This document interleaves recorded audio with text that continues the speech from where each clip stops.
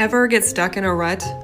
You're waiting for ideas to flow, but the dam is up and the river is dry. Life gets in the way. Or maybe you're just tired and you need a little inspiration to get your creative juices going. I got the idea for this podcast from a colleague.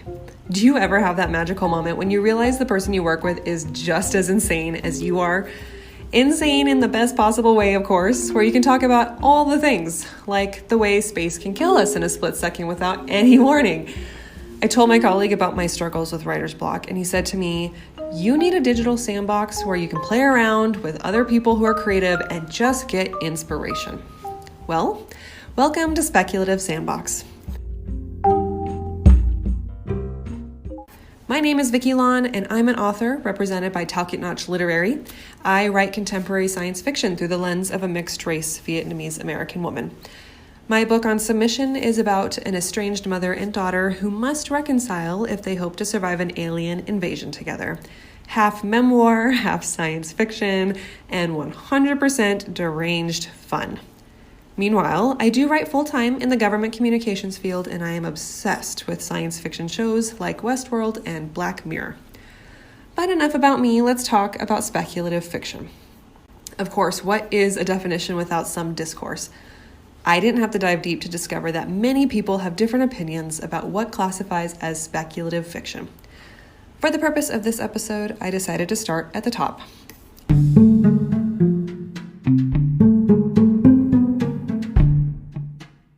According to the great internet deity Wikipedia, speculative fiction is a broad category of fiction encompassing elements that do not exist in reality, recorded history, nature, or the present universe. It covers themes in the context of supernatural, futuristic, and other imaginative realms. This, of course, includes science fiction and fantasy and all their subgenres. Ultimately, these hypothetical stories serve to entertain, educate, challenge, or warn its readers.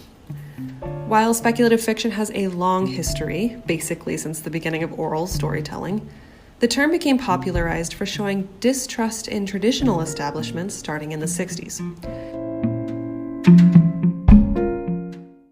There is some debate about whether or not speculative fiction should include fantastical elements, with the idea that stories should explore what could actually happen in real life. But for the purpose of this podcast, I think it's to say that we are no holds barred.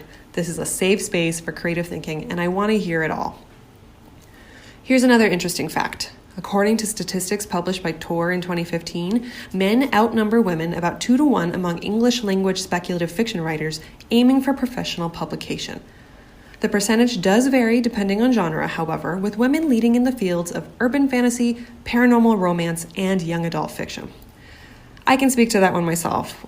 When I was querying my manuscript, I was told by multiple sources that diverse female voices were badly needed in the science fiction genre. So here I am, I guess, doing my part. My hope is I can get many diverse voices showcased on this podcast and to continue diversifying my reading list. Now let's talk about story recommendations. This is going to be kind of a long list, but I want to get you guys started on what are some great titles to read.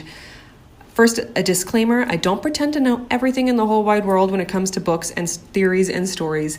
I'm here to have a good time. I hope you are too. You may be very knowledgeable in the speculative fiction genres, or you may just be starting out. Either way, I hope this podcast has a place for you. If you've never read speculative fiction, there's no better time than the present. Here are some of my favorites that I've read. We're going to start out with The Body Scout by Lincoln Michel. Now, I'm sorry if I mispronounced names. I wasn't sure if it was Mitchell or Michelle. But The Body Scout explores a future where GMO companies and bionic modifications have dominated the economy, and it is reflected best in their acquisitions of baseball teams. So what is a way to show the condition of the United States?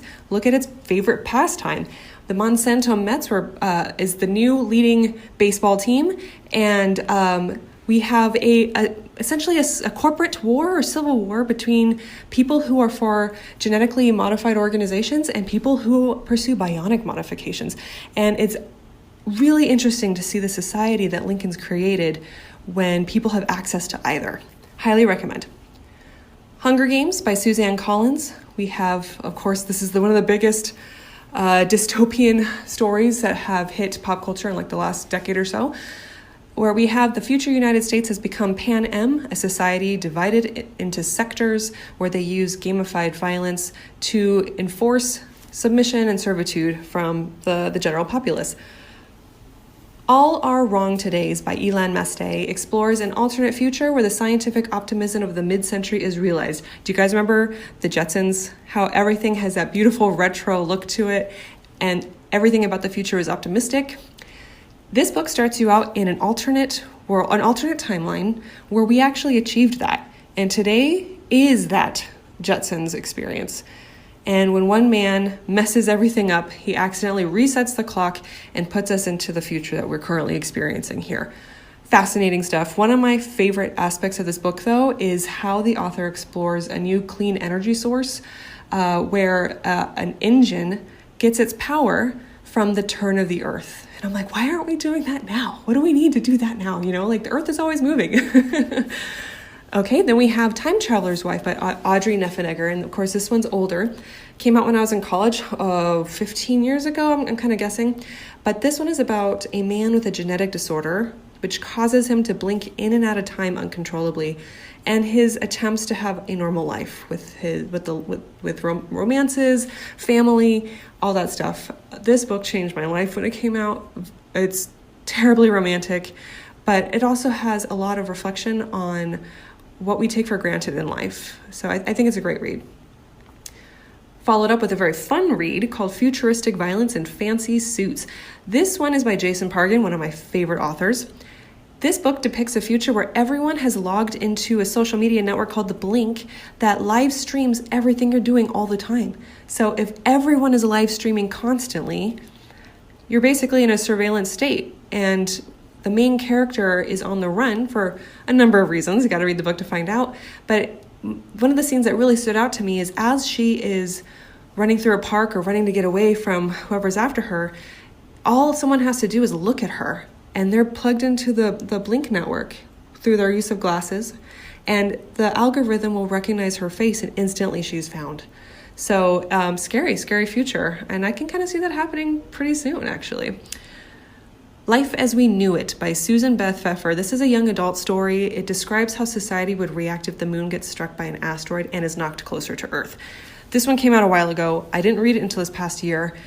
After experiencing the pandemic, I will say that I relived that reading this book, especially when people first reacted to the moon getting hit closer, the panic, seeing the moon so much larger in the sky, how people bought out and stole from grocery stores. It was a very familiar feeling. And I'm very impressed how Susan got it right as far as that mass panic goes. So hard to read right now because it might put you back in that mindset, but I think it's definitely a good story to read. I think stories like these are really important because we as a society might have gotten complacent or comfortable where we are, and it kind of helps us with empathy and understanding when people, like countries or societies where people just don't have that stability. All right, then we have The Warehouse by Rob Hart. This is a wild book. It basically looks at a future where an Amazon-esque company has just taken over the world. And the world building is amazing because if you really want to make a good living, this Amazon-esque company is the only solution. And they've dominated the market. They create dormitories for their laborers. And your job is boiled down to a wristwatch that just buzzes and prompts you every step of your day to the point where you lose total autonomy. Scary stuff, but the story itself has a thrilling element to it. It's a lot of fun. My favorite part is at the beginning where you have this post-apocalyptic setting and everyone is going to a testing site to see if they can qualify for a job, and if so, what type of job. You don't get to choose what type of job. You just, based on the way you answer the questions, you just get assigned your new life. Crazy stuff. A fun read. This next one is dabbing into fantasy. We have A Darker Shade of Magic series by V.E. Schwab, one of my favorite authors. She explores parallel universes with London as the anchor. London being called White London, Grey London, Black London, Red London, depending on that universe's proximity to magic. And the story follows a magical individual who can jump between those parallel universes. So much fun. Project Hail Mary by Andy Weir is a recent book from him and one of my new favorites. He explores deep space travel, and if you have read The Martian or familiar with his work, you know that the thing that makes his work stand out is how realistic it sounds. And I don't know a thing about science, and I think I know enough to be dangerous now that I've read this book. This book isn't just about, however, like a lone astronaut trying to get out of impossible odds. It introduces an amazing character about a third of the way through that just, I don't want to explain more, because the beauty of this book was not knowing what I was getting into. So take it from me, if you just like general speculative sci-fi, just read this book and then tell me how you feel about it in the comments. All right, now we have The Handmaid's Tale by Margaret Atwood, which depicts a misogynistic society, which is a hard one for me. Story, the book and the show. I grew up in a very traditional household that had a lot of expectations on what I should be doing based off of my gender. And so stories like this, I think, are very good warnings, and but they're triggering. They're triggering to read. And then finally, The Knife of Never Letting Go by Patrick Ness. This one's so interesting to me. It's about humans that have made a new society, made a new society on an alien planet.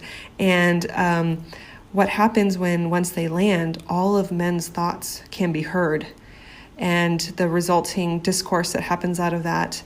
And in the future, it's told from the perspective of a young boy. There are no women left, supposedly, on this planet. And it's just a society of males, and they're dying out, essentially, or they're all aging out. He's like the youngest person there in this town. And then he comes across a girl in the forest. So, interesting stuff. Now that I've given you a limited list of titles, I want to hear your recommendations. Follow Speculative Sandbox on Twitter and Instagram. Leave a comment, and I'll share your recommendations on a future episode.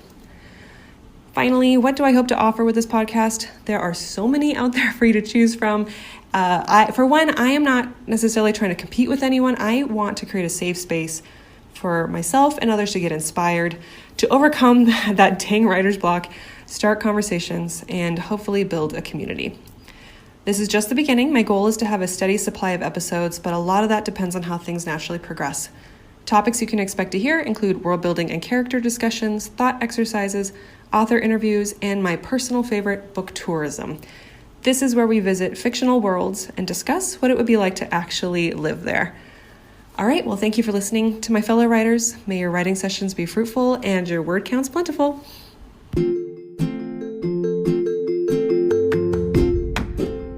Speculative Sandbox is a volunteer-run podcast that relies on the collaboration of fellow creators like yourselves. Join the conversation by following us on Twitter and Instagram. Interested in being in a future episode? Email speculativesandbox@gmail.com.